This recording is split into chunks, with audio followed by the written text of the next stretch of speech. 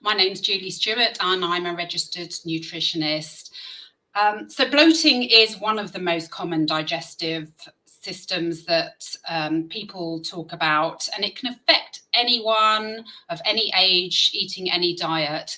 We probably all experience bloating for ourselves, that feeling of tightness, pressure, fullness around the middle after a heavy meal. And bloating is the result of excess gas, air, or fluids building up in our digestive system, and it can cause our stomachs to distend and expand even up to 5 times their size. Vegans sometimes experience bloating because we typically eat a higher fiber diet. All those lovely whole plant foods that we've been hearing about, the fruit and vegetables, the nuts and seeds, the whole grains, the legumes like beans and lentils. These are all high fiber sources of food, which are great, but are also known to cause bloating in some. So we tend to blame the food itself. Anyone suffering from bloating might be tempted to avoid eating them altogether and cut them out of their diet. And how many times do we hear people say, oh, I love beans or I love chickpeas, but they don't love me? Well, if you're one of those people, I'm going to explore why the bloating might be happening for you. And I'm going to give you some key things that you can try out to help you beat the bloat and maybe get those beans loving you back again. So if we can share the slides now, Pete. That's great, thank you. So the precise cause of bloating is unclear, actually, but there are many known mechanisms that can contribute to bloating. And the first one, change in diet, often experienced by new vegans, especially if you are adopting a whole food plant-based diet. And it just takes a bit of adjustment. Sometimes it just takes your gut bacteria, the whole digestive system, a bit of time to settle down and catch up to the new way of eating. Digestive capacity as well. So we all have our own individual digestive health, and that can affect how we digest our food. So things like our stomach acid levels. There are lots of systems involved in digestion, not just our stomach. So our liver, our pancreatic enzymes that are being released from our pancreas. So basically all of these digestive juices that are released when we process our food. Intestinal dysbiosis is just a term used to describe the imbalance of our microbiome that Sue mentioned, which is so important for our health. And intestinal permeability, some people may have what's also known as leaky gut, often as a result of dysbiosis, and that can contribute to bloating as well. Hormones, for some women, they experience worsened bloating around the time of their period. And lifestyle factors, things like stress and alcohol, can all sort of make bloating worse. Other things like smoking, a sedentary lifestyle, can all affect gut health and bloating. And then functional gastrointestinal disorders such as irritable bowel syndrome, celiac disease, inflammatory bowel disease. All of these things tend to lead to an increased sensitivity, like a hypersensitivity in our gut. So it may not be that we're even producing more gas, but we're more sensitive to it. And then lastly, things like medication, certain medications and medical treatments may well contribute to bloating as well. So the next slide, please. Just to reassure everyone, bloating is completely normal. And if you're thinking, well, I do bloat quite a lot, it's actually quite a good sign. It's a sign that everything's working. After you've eaten a meal, gases are being released as normal part of the fermentation process as we digest our food. And one study found that burping and belching is actually normal up to 20 to 30 times a day, so possibly more than we might think is normal.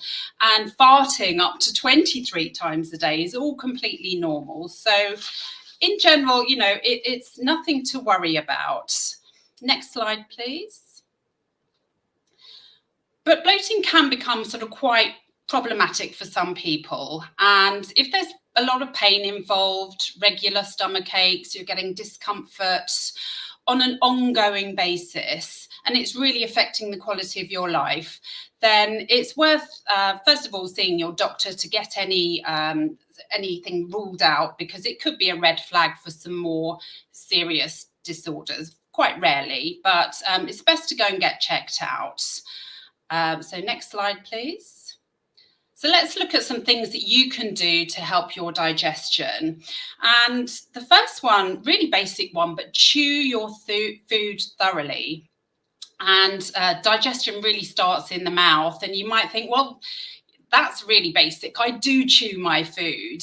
But focus on chewing each mouthful really well until it's liquid. Don't swallow until it's liquid. And this was an absolute game changer for me once I focused on chewing properly, and not just doing sort of 3 to 4 chews and then swallowing down, because it can, for myself as a former IBS sufferer, I really found that it made all the difference to just help that whole digestive process right at the start of the digestive system. The next thing is to eat smaller meals. If you're suffering from bloating, it might help to eat smaller meals, but more frequently. And don't skip meals, because it tends to make you more hungry, and then you might eat a bigger meal at the next sitting. So as Sue was saying, that harahachi boo, try and eat until you're not too full. Smaller portions are much better. And for people that have cut out the fibre or the trigger foods for them, maybe try introducing them, because we really want to encourage you to eat these types of foods. They really are a staple in a whole food plant-based diet. Fibre is really needed for your overall health. Fibre is, I like to think of it like a personal trainer for your digestive system, for your gut. So your intestines are just like any other muscle in the body. They need a good workout, and it's the fibre that will do that. And the more of a particular type of food that you eat, the more bacteria that you'll have present in your gut microbiome to digest that food. So it is good to just not cut them out completely, maybe reintroduce them, but low and slow. Some people find cutting out FODMAP foods. You may have heard of FODMAPs. These are a group of poorly absorbed carbohydrates found in many plant foods. Some people find that reducing these may help the symptoms of bloating. However, it's only really advised to do this for a short time, because if you look up online FODMAP foods, you'll find a whole list of foods come up, and they'll be like really healthy foods, anything from sort of like apples to garlic to beans to cauliflower. All of these foods actually we want to be eating. So maybe just on the short term to minimize the effects of bloating, but in the long term, you really want to be including all of these foods to ensure nutritional status and microbial diversity. Soluble fibre. So soluble fibre is a good way to start building up your fibre if you are sensitive to it. There are 2 different types of fibre, soluble and insoluble. And soluble fibre tends to be much gentler on the digestive system. As it goes in, it forms a gel as it mixes with the fluids in your stomach. And things like oats, avocado, ground flaxseed, banana, psyllium husk are all really good forms of soluble fibre. So that's a good way to start. And then resistant starch is just another, a gentler form of fibre. And you get resistant starch from things like cooked and cooled rice and potatoes. Next slide, please. So a couple of things to watch out for. Avoid chewing gum. As you're chewing the gum, you often swallow more air, and carbonated or fizzy drinks as well. Try to avoid those, because you're just adding in air into an already quite gassy stomach that's just going to increase any bloating. Artificial sweeteners as well. So there's a group of sweeteners called polyols, which are in one of those FODMAP groups that are quite sort of difficult for us to digest. And there'll be things like xylitol, mannitol, sorbitol. There's a whole group of them. Anything ending in ol, basically on the ingredients label. These are known to cause bloating, so avoid those.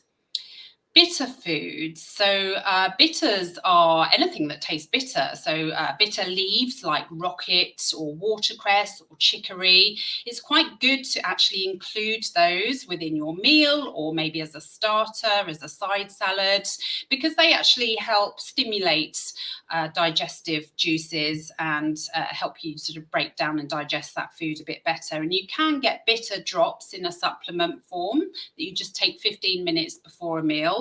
And they'll contain things like ginger, rosemary, fennel, dandelion. Lots of things are known to help stimulate the digestive juices and act as a digestive aid.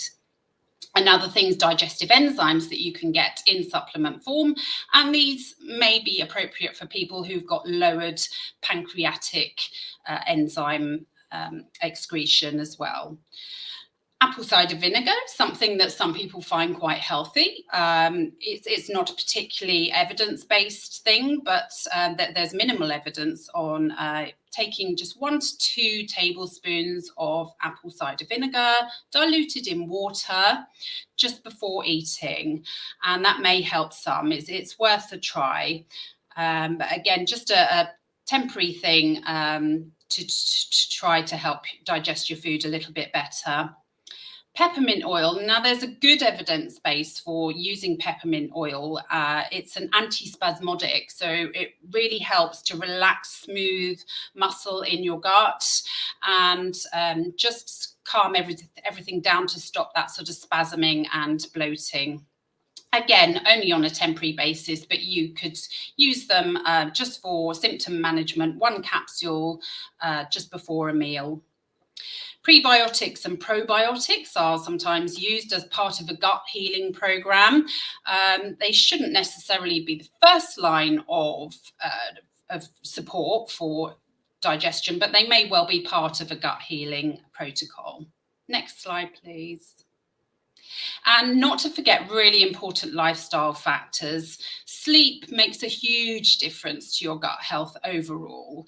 Movement, get some exercise. It might just be going out for a walk after a meal. And I don't mean necessarily pounding at the gym, but some yoga is really good. I love yoga for all of its stretches and twists, which really help disperse any trapped wind that might be in your gut and also tone those intestinal muscles a little bit. Hydration, we keep hearing how important water is. Hydration really helps the passage of food through your intestines, and it helps sort of prevent constipation. When people are constipated, they can get a build-up of gases as well. You'd be really surprised at how many people are chronically dehydrated. So always worth sort of checking that. And it doesn't necessarily mean gulping down more water, but eating all of those hydrating foods that Sue was talking about earlier, all the plant foods. Mindful eating as well. Again, so sitting down peacefully, eating in a nice, calm environment helps sort of stimulate your gastric juices and really aids digestion. How many of us sit in front of our laptop and eat our lunch really quickly on the go, or we're sitting down in front of the TV distracted by the television, or the kids are playing up at the dinner table? Anything like that is going to reduce your digestive capacity. So next slide, please. We're just going to look at some things that you can do to actually make the food maybe a little bit easier to digest. So some cooking tips for you. If you're cooking your own beans from scratch, pulses, legumes, nuts, even whole grains, I'd recommend soaking them in water. I soak everything. It softens the skins and reduces phytates. And phytates are so-called anti-nutrients that can cause discomfort in sensitive tummies. Soak or grind seeds as well. So grinding seeds down to a powder gives you better absorption of the nutrients actually, and aids easier digestion. There's a powder called asafoetida, which is an Ayurvedic herb traditionally used in Indian cooking, which may aid digestion. It's worth a try if you're cooking like a lentil curry or something. Just add a pinch in when you're cooking. Kombu is a seaweed that contains enzymes that are said to reduce bloating and just help the breakdown of sugars that are found in things like beans and legumes. So you just add a strip to the cooking water as you're cooking them, and they are said to reduce those gas-producing culprits. So also to start the digestive process off, very much like the chewing earlier, if you're introducing fibre back into your diet, go for mashes, purees, soups and smoothies. These things are already partially broken down. And just a little word about juices and smoothies. They can increase osmotic pressure in your gut by drawing in water. So don't drink large quantities too quickly.